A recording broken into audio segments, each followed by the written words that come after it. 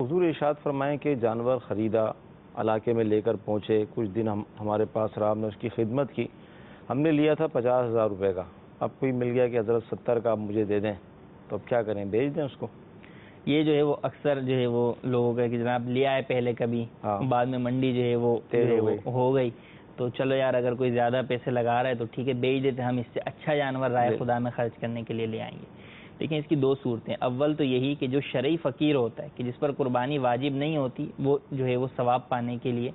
جو ہے وہ نفلی قربانی کرنے کے لیے آگے بڑھتا ہے، اپنا مال خرچ کرتا ہے، تو وہ تو جو جانور خرید لے گا اس پر اسی کو قربان کرنا ضروری ہے۔ ٹھیک ہے، ایون کہ اس کے اندر عیب بھی آ گیا، جب بھی اس کو اسی جانور کو قربان کرنا ضروری ہے، تو وہ تو نہیں بیچ سکتا، چاہے اس کے جو ہے وہ لاکھوں روپے زیادہ کیوں نہ ملے۔ ٹھیک ہے۔